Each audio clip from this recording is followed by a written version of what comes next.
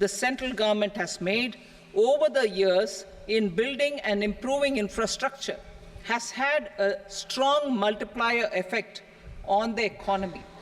We will endeavour to maintain strong fiscal support for infrastructure over the next 5 years, in conjunction with imperatives of other priorities and fiscal consolidation. This year, I have provided 11,11,111 crore rupees for capital expenditure. This would be 3.4% of our GDP. Infrastructure investment by state governments. We will encourage states to provide support of similar scale for infrastructure, subject to their development priorities. A provision of 1.5 lakh crore rupees for long-term interest-free loans have been made this year, also to support the states in their resource allocation. Private investment in infrastructure. Investment in infrastructure by private sector will be promoted through viability gap funding and enabling policies and regulations. A market-based financing framework will be brought out. Pradhan Mantri Gram Sadak Yojana, Phase 4 of the PMGSY will be launched to provide all-weather connectivity to 25,000 rural habitations, which have become eligible in view of their population increase. Irrigation and flood mitigation. Bihar has frequently suffered from floods, many of them originating outside the country. Plans to build flood control structures in Nepal are yet to progress. Our government, through the Accelerated Irrigation Benefit Program and other sources, will provide financial support for projects with estimated cost of 11,500 crore rupees, such as the Kosi-Michi intra-state link and 20 other ongoing and new schemes, including barrages, river pollution abatement, and irrigation projects. In addition, survey and investigation of Kosi-related flood mitigation and irrigation projects will be undertaken.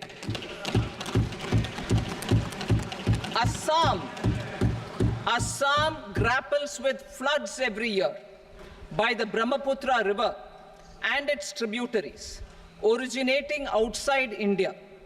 We will provide assistance to Assam for flood management and related projects.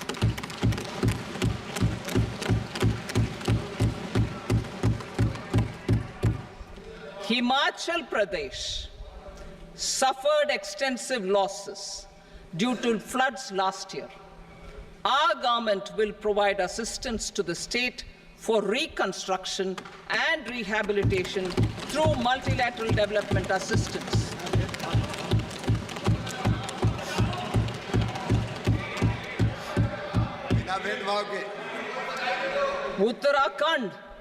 Uttarakhand too suffered losses due to cloudbursts and massive landslides. We will provide assistance to the state. Recently, Sikkim witnessed devastating flash floods and landslides that wreaked havoc across the state. Our government will provide assistance to the state. Tourism. Tourism has always been a part of our civilization.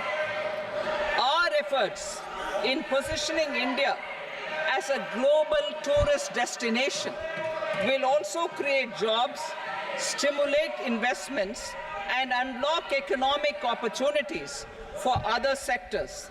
In addition to the measures outlined in the interim budget, I propose the following measures. Vishnupad Temple at Gaya and Mahabodhi Temple at Bodh Gaya in Bihar are of immense spiritual significance. Comprehensive development of Vishnupad Temple Corridor and Mahabodhi Temple Corridor will be supported, modeled on the successful Kashi Vishwanath Temple Corridor to transform them into world-class pilgrim and tourist destinations. Rajgir holds immense religious significance for Hindus, Buddhists and Jains. The 20th Tirthankara Muniswarata temple in the Jain temple complex is ancient. The Saptarishi or the 7 hot springs form a warm water Brahmkund that is sacred. A comprehensive development initiative for Rajgir will be undertaken. Our government will support the development of Nalanda as a tourist center, besides reviving Nalanda University to its glorious stature. Odisha's scenic beauty, temples, monuments, craftsmanship, wildlife sanctuaries, natural landscapes, and pristine beaches make it an ultimate tourism destination.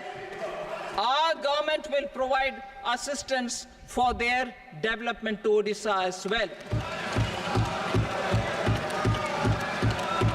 Priority 8, innovation, research and development.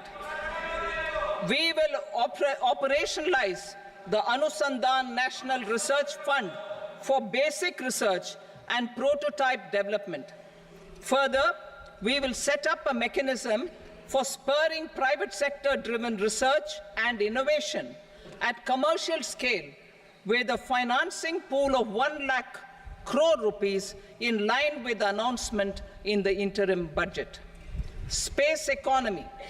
With our continued emphasis on expanding the space economy by 5 times in the next 10 years, a venture capital fund of 1,000 crore rupees will be set up. Priority 9, next generation reforms. Economic policy framework. We will formulate an economic policy framework to delineate the overarching approach to economic development and set the scope of the next generation of reforms for facilitating employment opportunities and sustaining high growth. Our government will initiate and incentivize reforms for 1. Improving productivity of factors of production, and 2. Facilitating markets and sectors to become more efficient. These reforms will cover all factors of production, namely land, labor, capital, and entrepreneurship, and technology as an enabler of improving total factor productivity and bridging inequality. Effective implementation of several of these reforms requires collaboration between the center and the states and building consensus as development of the country lies in development of the states. For promoting competitive federalism and incentivizing states for faster implementation of reforms, I propose to earmark a significant part of the 50-year interest-free loan. Working with the states, we will initiate the following reforms.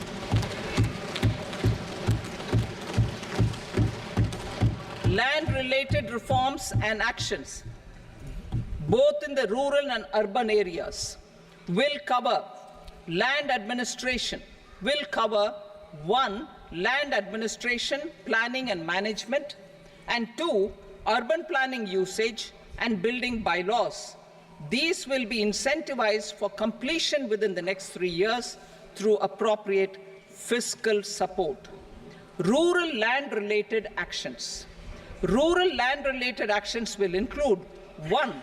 Assignment of unique land parcel identification number, UL PIN, or Bhu Aadhaar for all lands. 2. Digitization of cadastral maps.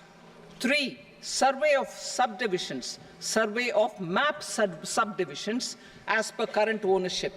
4, establishment of land registry. And 5, linking to the farmers registry. These actions will also facilitate credit flow and other agricultural services. Urban land-related actions. Land records in urban areas will be digitized with GIS mapping. An IT-based system for property record administration, updating, and tax administration will be established. These will also facilitate improving the financial position of urban local bodies. Labor-related reforms. Services to labor. Our government will facilitate the provision of a wide array of services to labor, including those for employment and skilling. A comprehensive integration of e-Shram portal with other portals will facilitate such one-stop solution. Open architecture databases for the rapidly changing labor market, skill requirements, and available job roles, and a mechanism to connect job aspirants with potential employers and skill providers will be covered in these services. Shram Suvidha and Samadhan portal. Shram Suvidha and Samadhan portal will be revamped to enhance ease of compliance for industry and trade. Capital and entrepreneurship-related reforms, financial sector vision and strategy. For meeting financing needs of the economy, our government will bring out a financial sector vision and strategy document to prepare the sector in terms of size, capacity, and skills. This will set the agenda for the next 5 years and guide the work of the government, regulators, financial institutions, and market participants. Taxonomy for climate finance. We will develop taxonomy for climate finance for enhancing the availability of capital for climate adaptation and mitigation. This will support achievement of the country's climate commitments and green transition. Variable capital company structure. We will seek the required legislative approval for providing an efficient and flexible mode for financing leasing of aircrafts and ships and pooled funds of private equity through a variable company structure. Foreign direct investments and overseas investment. The rules and regulations for foreign direct investment and overseas investments will be simplified to 1. Facilitate foreign direct investments, 2. Nudge prioritization, and 3. Promote opportunities for using Indian rupee as a currency for overseas investment. NPS Vatsalya. NPS Vatsalya, a plan for contribution by parents and guardians for minors, will be started. On attaining the age of majority, the plan can be converted seamlessly into a normal NPS account. Use of technology. We have successfully used technology for improving productivity and bridging inequality in our economy during the past 10 years. Public investment in digital infrastructure and innovations by the private sector have helped in improving access of all citizens, particularly the common people, to market resources, education, health and services. We will step up adoption of technology towards digitalization of the economy. Ease of doing business. For enhancing ease of doing business, we are already working on the Jan Vishwas Bill 2.0. Further, states will be incentivized for implementation of the business reforms, action plans, and digitalization. Data and statistics. For improving data governance, collection, processing and management of data and statistics, different sectoral databases, including those established under the Digital India Mission, will be utilized with active use of technology tools. New pension scheme. The committee to review the NPS has made considerable progress in its work. I am happy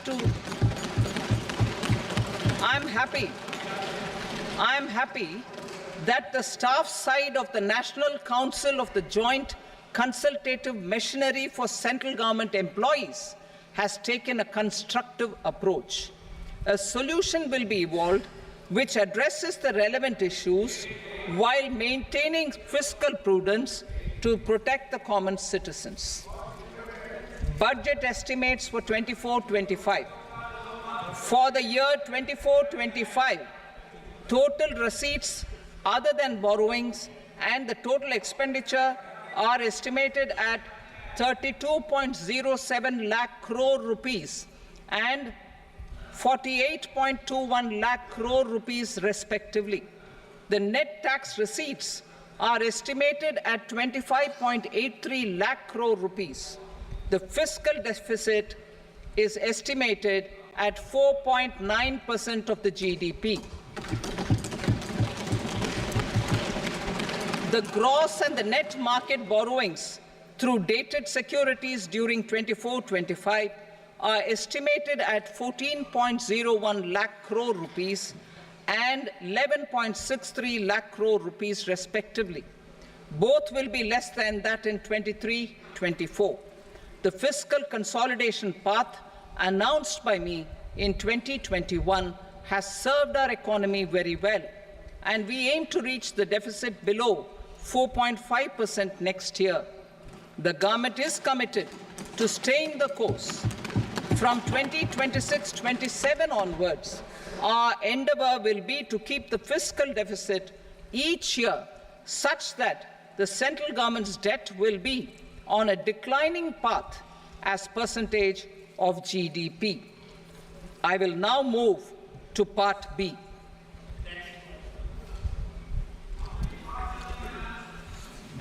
Indirect taxes. Sir, I start with GST.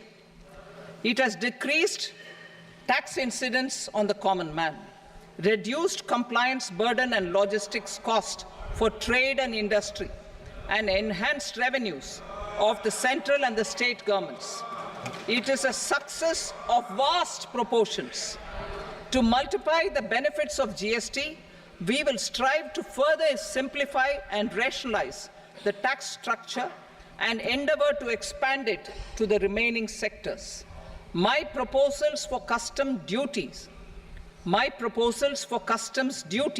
intend to support domestic manufacturing, deepen local value addition, promote export competitiveness, and simplify taxation while keeping the interest of the general public and consumers surmount. In Budget 22-23, we reduced the number of customs duty rates. I propose to undertake a comprehensive review of the rate structure over the next 6 months to rationalize and simplify it for ease of trade, removal of duty inversion, and reduction of disputes. I shall now take up sector-specific customs duty proposals. Medicine and medical equipments. To provide relief to cancer patients, I propose to fully exempt 3 more medicines from customs duties.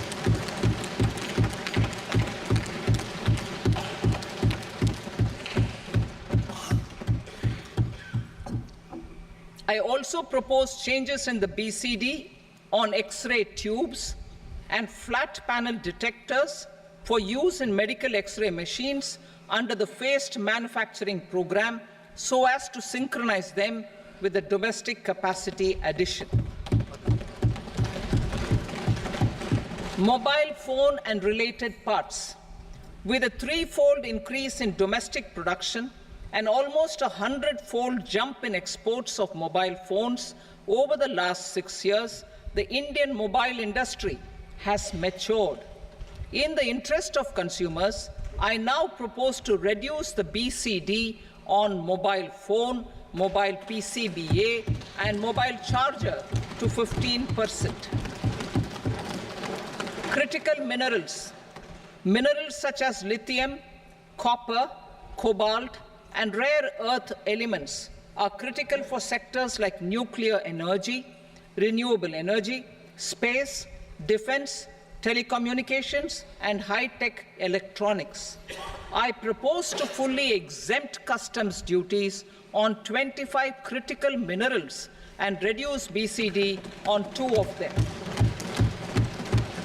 This will provide a major fillip to the processing and refining of such minerals and help secure their availability for these strategic and important sectors. Solar energy.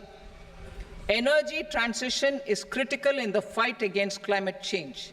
To support energy transition, I propose to expand the list of exempted capital goods for use in the manufacture of solar cells and panels in the country.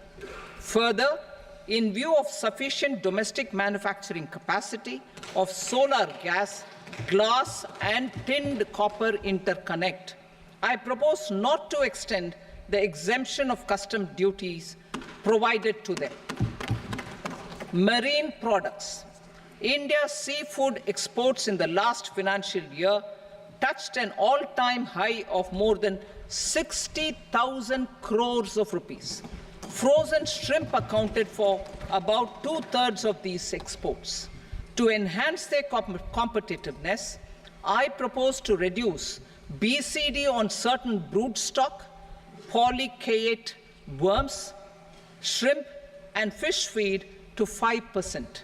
I also propose to exempt customs duty on various inputs for manufacture of shrimp and fish feed. Leather and textile. Similarly, to enhance the competitiveness of exports in the leather and textile sectors, I propose to reduce BCD on real down-filling material from duck or goose. I am also making additions to the list of exempted goods for manufacture of leather and textile garments, footwear, and other leather articles for export. To rectify inversion in duty, I propose to reduce BCD subject to conditions on methylene diphenyl diisocyanate, MDI, for manufacture of spandex yarn from 7.5 to 5%. Furthermore, the export duty structure on raw hides, skin, and leather is proposed to be simplified and rationalized. Precious metals. To enhance domestic value addition in gold and precious metal jewelry in the country, I propose to reduce customs duties on gold and silver to 6% and that of platinum to 6.4%. Other metals. Steel and copper are important raw materials. To reduce their cost of production, I propose to remove the BCD on ferronickel and blister copper. I am also continuing with nil BCD on ferrous scrap and nickel cathode and concessional BCD of 2.5% on copper scrap. Electronics. To increase value addition in the domestic electronics industry, I propose to remove the BCD subject to conditions on oxygen-free copper for manufacture of resistors.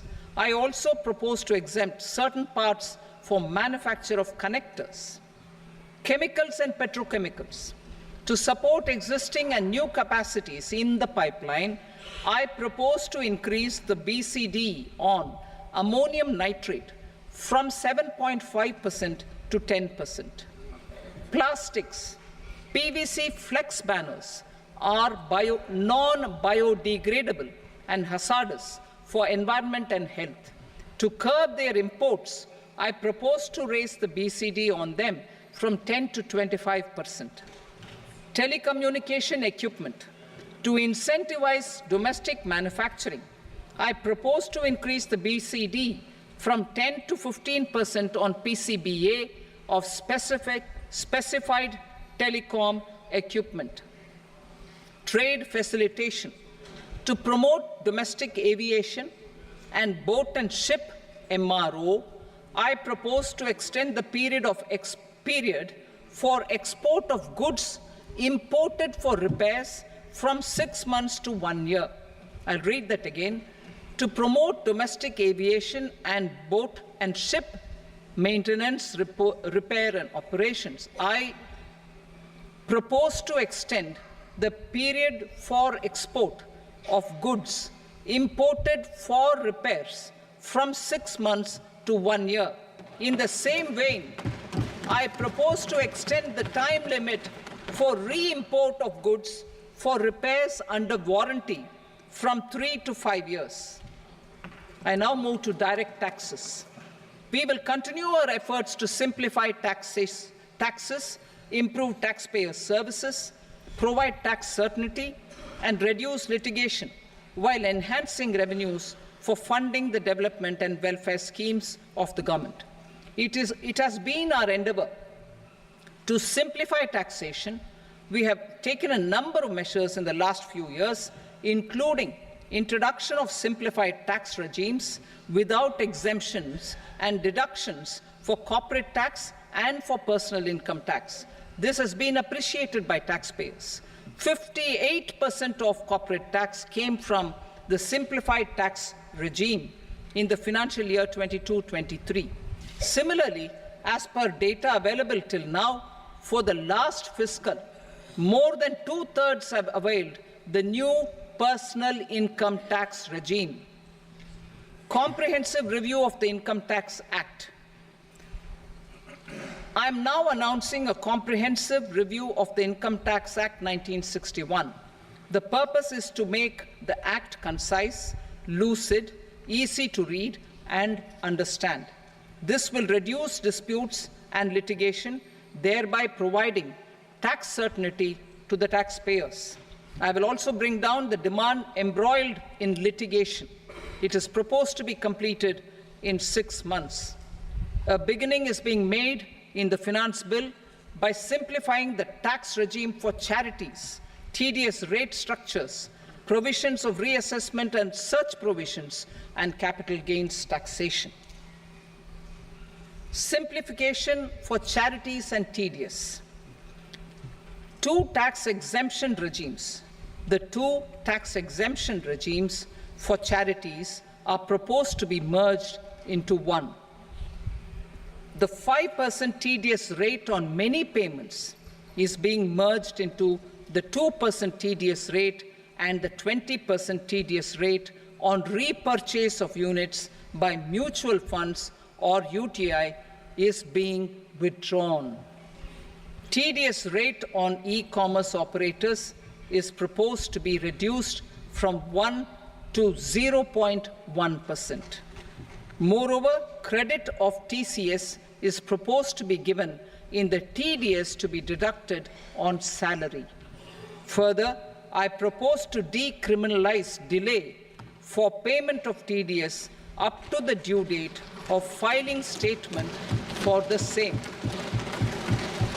I also plan to provide a standard operating procedure for TDS defaults and simplify and rationalize the compounding guidelines for such defaults. Simplification of reassessment. I propose to thoroughly simplify the provisions for reopening and reassessment. An assessment hereinafter can be reopened beyond 3 years from the end of the assessment year only if the escaped income is 50 lakh rupees or more, up to a maximum period of 5 years from the end of the assessment year. Even in such cases, a time limit of 6 years before the year of the search, as against the existing time limit of 10 years, is being proposed. This will reduce tax uncertainty and disputes. Simplification and rationalization of capital gains. Capital gains taxation is also proposed to be hugely simplified. Short-term gains on certain financial assets shall henceforth attract a tax rate of 20%, while that on all other financial assets and all non-financial assets shall continue to attract the applicable tax rate. Long-term gains on all financial and non-financial assets, on the other hand, will attract a tax rate of 12.5%. For the benefit of the lower and the middle income classes, I propose to increase the limit of exemption of capital gains on certain financial assets to 1.25 lakh rupees per year.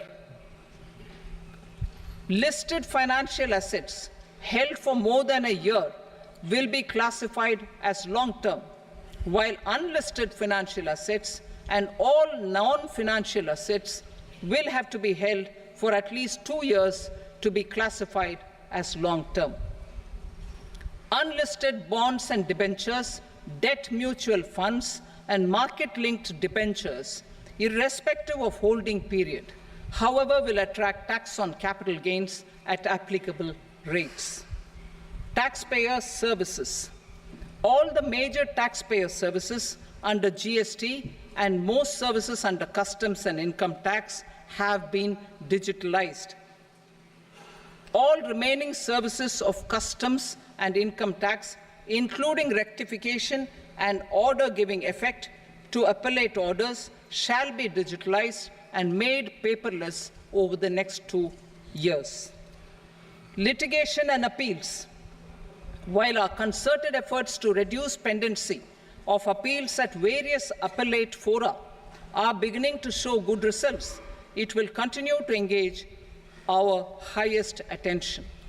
To dispose of the backlog of first appeals, I plan to deploy more officers to hear and decide such appeals, especially those with large tax effect.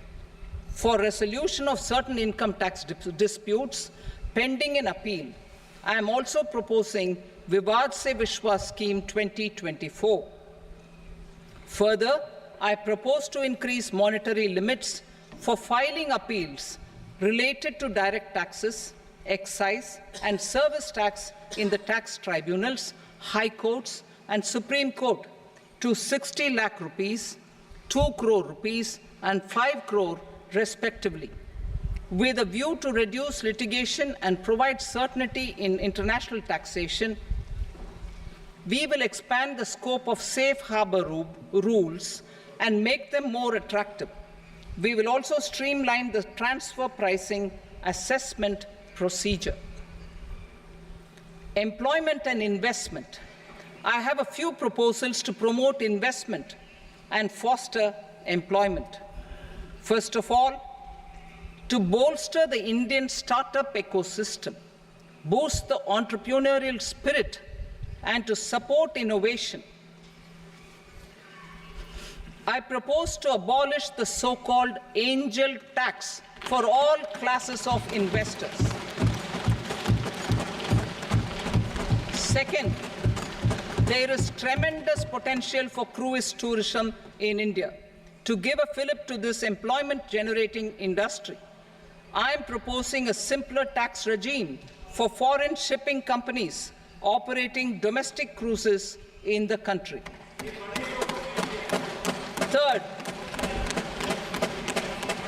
India is a world leader in the diamond cutting and polishing industry, which employs a large number of skilled workers.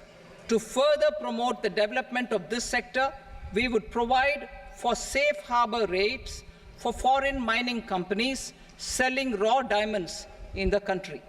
Fourth, to attract foreign capital for our development needs, I propose to reduce the corporate tax rate on foreign companies from 40 to 35%.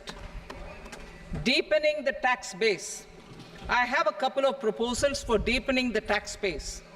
First, security transaction tax on futures and options of securities is proposed to be increased to 0.02% and 0.1% respectively. Second, for reasons of equity, I propose to tax income received on buyback of shares in the hands of recipients. Other proposals. To improve social security benefits, deduction of expenditure by employers towards NPS is proposed to be increased from 10 to 14% of the employee's salary. Similarly, deduction of this expenditure up to 14% of salary from the income of employees in private sector, public sector banks and undertakings opting for the new tax regime is proposed to be provided. Indian professionals working in multinationals get ESOPs and invest in social security schemes and other movable assets abroad. Non-reporting of such small foreign assets has penal consequences under the Black Money Act.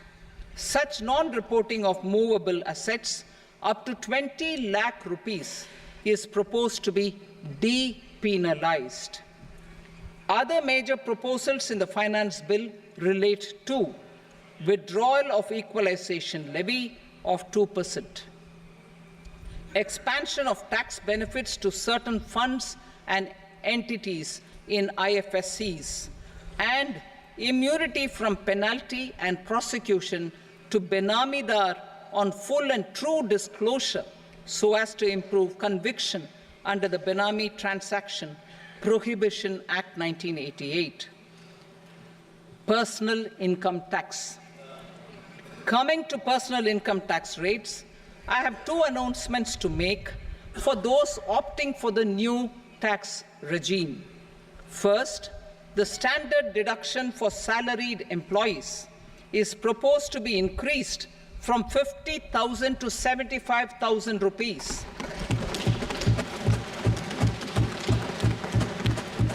Similarly, deduction on family pension for pensioners is proposed to be enhanced from 15,000 to 25,000 rupees. This will provide relief to about 4 crore salaried individuals and pensioners.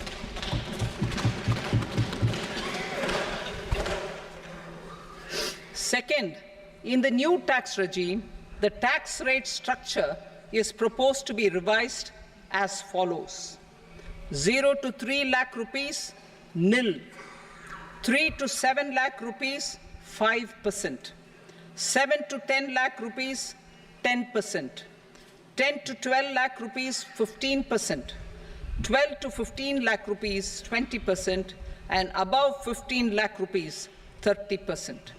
As a result of these changes, a salaried employee in the new tax regime stands to save up to 17,500 rupees in income tax.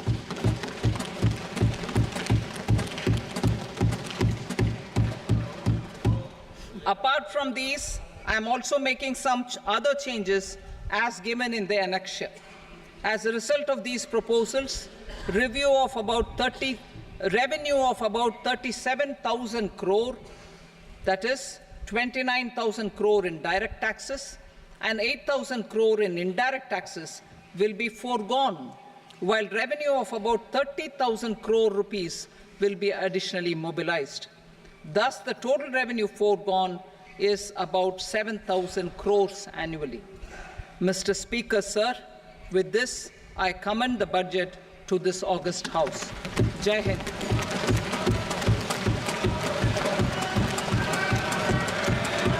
Item number 2. Item number 2.